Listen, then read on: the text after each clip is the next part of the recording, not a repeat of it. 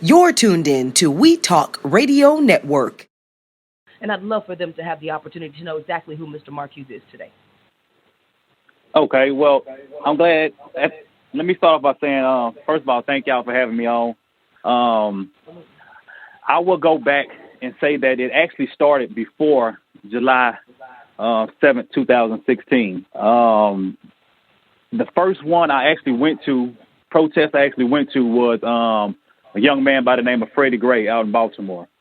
Yeah. And me and my brother, as we were getting ready to go out to Baltimore, there were several activists here, several people here in the city of Dallas that questioned us going out there because it didn't involve anything that was happening in the city. And our response simply is that it may not be here now, but it will soon be at our doorstep, right? So we also had the McKinney Pool Party that came immediately after that. July 7th of 2016 actually started for me the day prior when I woke up the morning of July 6th, and one thing I do normally is I stay on CNN.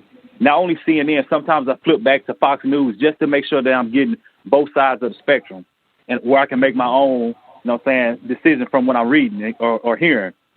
And as I was watching CNN, I saw on a ticker about Alton Sterling being killed in Louisiana. Yeah.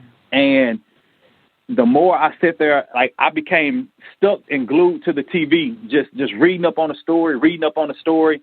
And I had got to the point to where I had to turn the TV off because I had got so mad. I was boiling on the inside from the information that I was getting. And then when they released the video, it topped it off. So I actually went to bed and woke up the morning of July 7th looking to get more information about Alton Sterling. And as I was watching CNN, again, on the ticker, I saw that Philando Castile had been killed. So before I can even get over the Alton Sterling or really start to take grips on what happened with Alton Sterling, there had been another killing of another black man. This one in particular, this young man was killed by the police officers after he told them he had a legal handgun and was still gunned down in front of his family. Later on that day, I reached out to my brother because I knew we was going to go to one of the protests. I knew we were going either to Minneapolis or we were going to Louisiana. And in the midst of reaching out to my brother, I found out that there was a protest here in Dallas. So I knew that I was going to take my firearm in the gap for my brother that had been killed for legally having a right to carry his firearm, and it still didn't protect him. And so what happened that day, man, the backstory behind everything, man, once I really sat down late on that night and realized everything that had happened in order for a reason, which as I tell my story, you guys will see. I own a snow cone stand, okay? So I knew I was going to the protest, but I wanted to open my snow cone stand for a little while as well. The snow cone stand, I had to carry my ice to the snow cone stand. Well, since I was taking my gun to the protest, I wanted to read up on the laws and make sure that I was walking within the parameter of the laws, okay? And so I knew I had to go and buy me a shoulder strap for my gun. And when I went to the gun store to buy my shoulder strap, me and my brother, we're in competition over everything, over football, over, strength, over everything. Who can do the most taxes? I mean, we compete over everything. And my brother himself has an AR-15, and he had kind of decked his AR-15 out. So while I was at the gun store and I was buying my shoulder strap, I was like, you know what? Let me dress my gun up a little bit. So I bought me a scope. I bought me an infrared trigger. I bought me an infrared trigger pinch. And while I was there, I was like, you know what?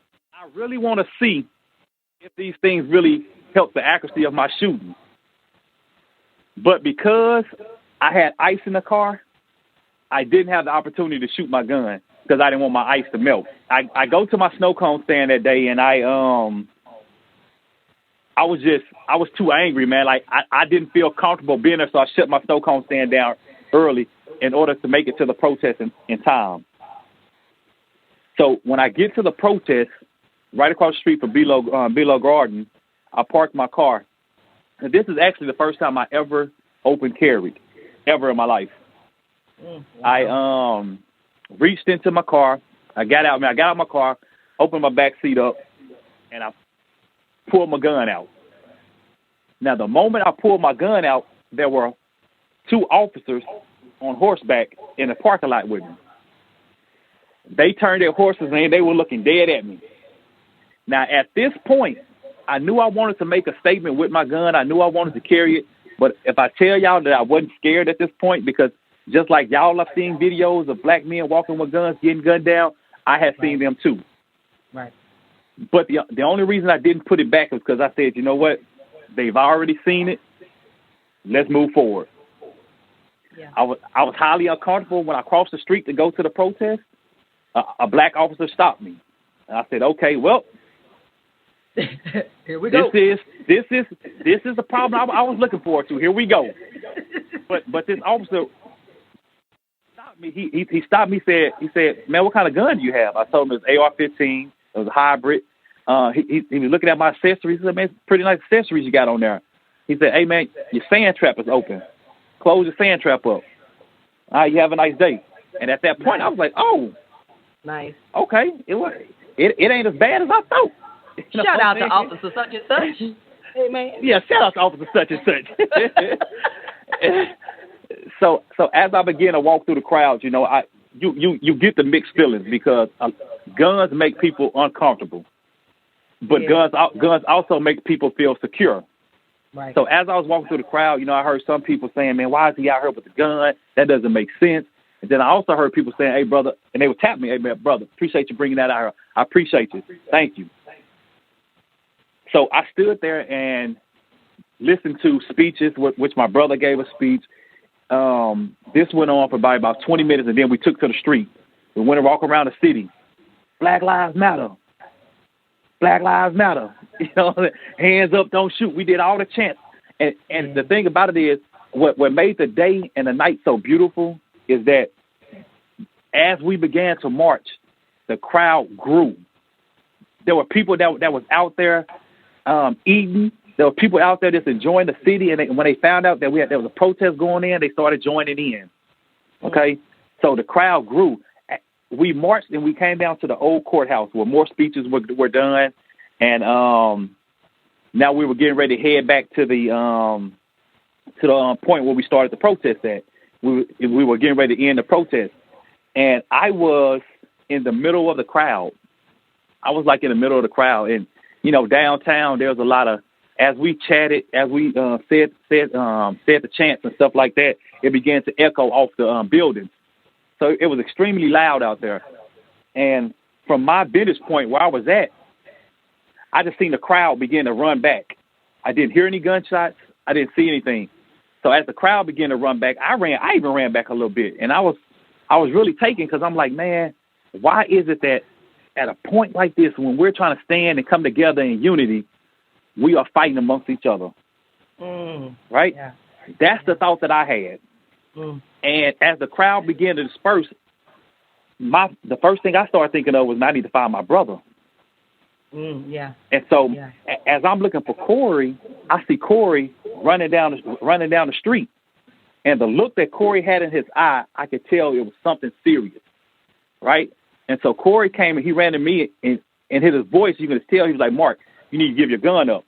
They shooting. And me, I was like, well, why would I give my gun up if people are here shooting? You know? Right. Corey was like, because, you know, I'm stubborn just like Corey is as well. I wasn't going to give my gun up. But Corey has a wherewithal. Corey thinks like 3 or 4 steps ahead, and his intuition, man, like, and discernment, man. Corey is fantastic at that. That's a gift that God has given this young man. Corey said, "Okay, Mark, I know you're stubborn. I'm gonna go get this police officer and have him take your gun." Right? And so when Corey went to the police officer was even reluctant to take my gun from me. He was like, "No, go put it up." And Corey was like, "No, they're shooting out here. And I don't want the police to see my brother walking with his gun and think that he's one of the shooters and end up shooting him first. Lord Jesus. Right? Wow. And so the police officer, he said, okay. He took my gun. He was actually doing a traffic stop on the street that we were on. And so he took my gun. He said he was going to place it in his car. He gave me his business card. And he said, take this business card. Come Monday, you can come back and get your gun. I said, okay, cool. So at every protest me and Corey has ever been to, that's Baltimore, that's Minneapolis, that's St. Louis, everywhere we've gone, even when we went up to North Dakota for the pipeline, we've always assisted with crowd control, making sure we keep the line separate between the protesters and the police officers. So there are many pictures of us standing between police officers and protesters, making sure that don't anything go crazy, right? We began to do the same thing here in Dallas because there were city buses that were not made aware there was a shooting, and they were still coming down. There was traffic that was still coming down the street. So we began helping police officers assist traffic. Now, the shooting was still going on, so it's echoing off of the buildings as well. And as we're assisting traffic, police officers, we're running from one side of downtown to the other side of downtown. We did that for about 45 minutes to an hour, okay? I had got to the point where I hadn't eaten all day, and I was physically exhausted. And so I told my brother, I said, Corey, man, I'm going to go home. And I began to take the route back to my vehicle. The issue was my vehicle was parked in the same spot the shooting was happening at. So we were being detoured all around the city, downtown, and I couldn't get to my vehicle. My phone was dead, and Jade, who I was with, received a phone call from her sister. And her phone, anyone knows anything about these cell phones, you know, you can, the moment you pick the phone up, the volume was up loud. You can hear every conversation that's going on that phone. Right. And so when she picked the phone up, all I heard her sister yelling was, get away from Mark. They're going to kill him. And so I'm laughing it off. I'm like, man, what is she talking about? You know what I'm saying? And she was like, get away from Mark. They're going to kill him. And so I grabbed the phone. I was like, Jasmine, wait, what are you talking about? Who was going to kill me? And she was like, the police, they're going to kill you. And now she said, I'm sorry. She said, no, you're all over TV. And I said, of course I'm all over TV. Corey just did an interview on the news, and I was standing right by him.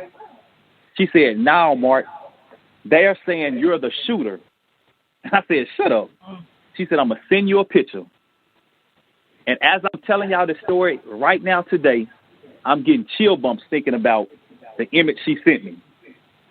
When I opened that phone up and looked at the picture, and it had me walking with my camouflage shirt on and my gun, saying that I was the suspect, I was terrified because at that very moment, I was surrounded by all kind of law enforcement.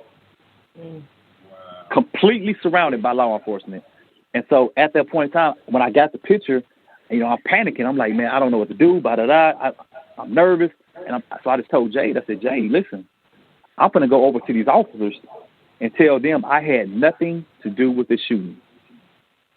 She said, you can't do it because if you go over there, they're going to shoot you. I said, well, I don't know what the hell to do because if I stay here, they're going to shoot me. So I took my shirt off.